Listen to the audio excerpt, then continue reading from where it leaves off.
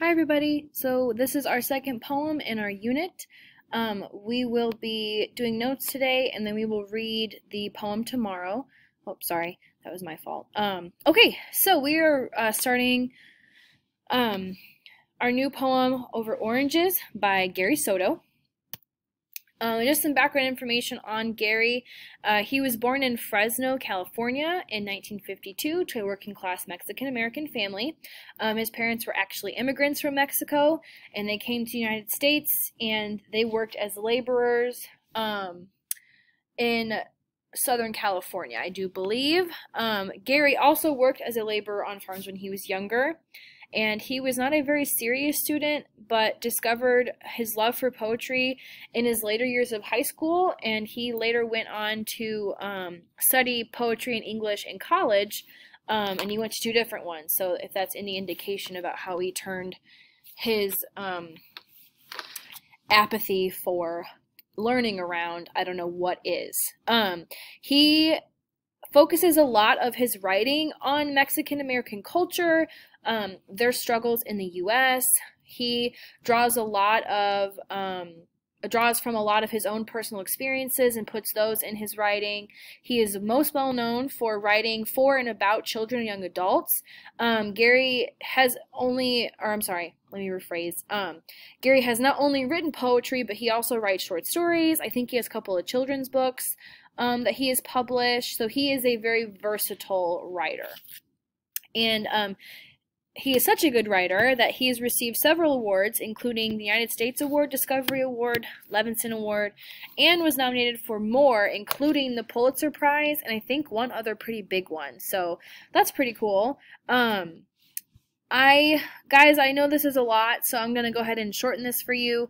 I want you to write down the first bullet point, the fourth bullet point, and the fifth bullet point. So just the first, the fourth, and the fifth. Okay. So you can go ahead and pause now if you need to and take notes. I'm gonna move on. Okay. So the reason I mentioned twice that not only were his parents laborers and that he was also a laborer is because Mexican immigrants, that was mainly what they did, especially in the U.S. So, and it wasn't a very good job either. So let me explain.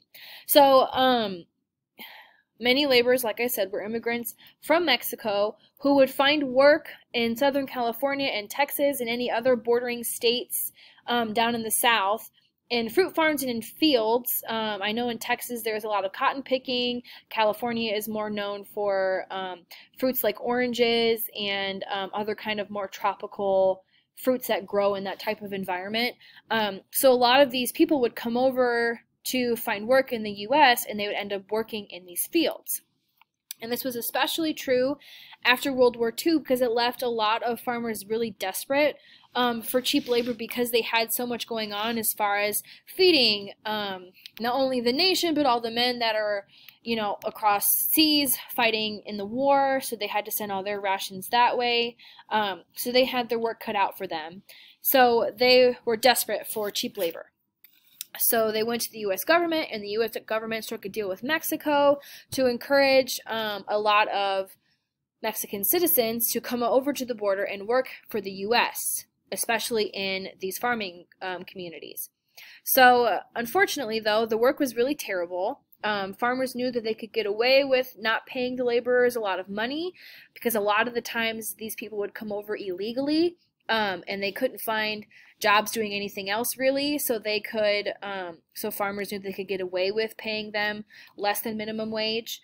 The hours were really, really long and terrible, and the working conditions themselves were awful, and there would not be a single American who would work under those conditions. So it was not ideal. On top of these terrible working conditions, they also received really horrible treatment and experienced racism from their employers and honestly just the general U.S. population. The U.S. did not want these people working. I'm sure you've heard this before. They're taking our jobs. But really they're taking the jobs that nobody wants. So that's kind of where things snowballed.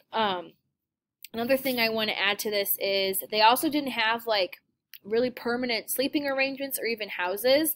A lot of them would just camp out in the fields or, you know, kind of off to the side in these little tents. They would sleep. Their whole family for the most part would be there, and they would get up and they would pick fruit the next morning until sundown the next day.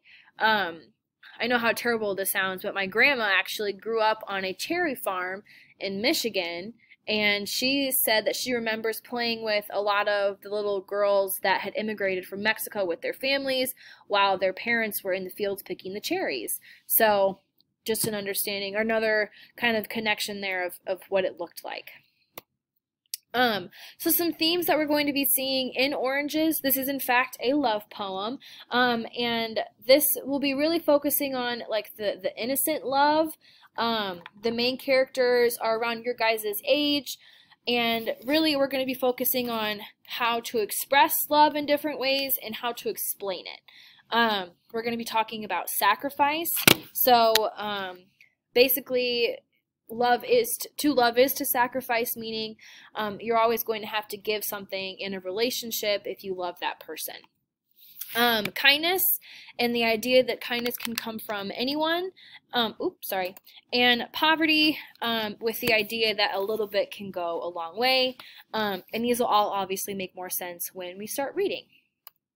Some literary devices that we're going to be seeing, there are a lot of them.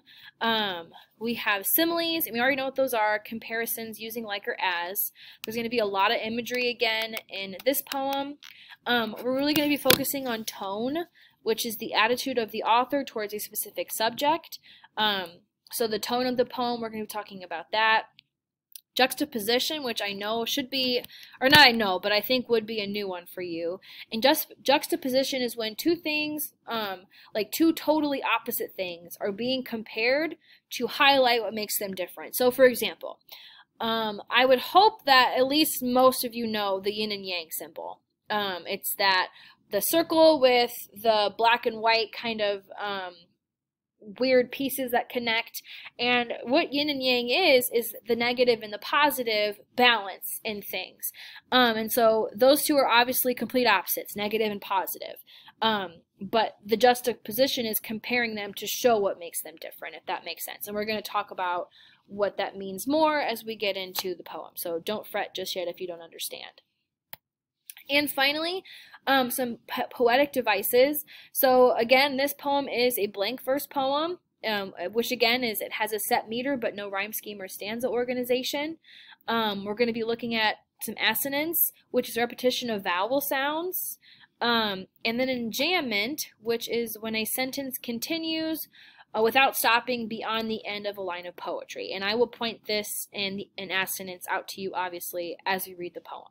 You just need to know the basics for right now. That is all I have for you. Obviously, you can pause at any point in time to make sure you get all the notes down. Please make sure you post pictures of your notes after you take them today. And that's all I have for you. Thank you.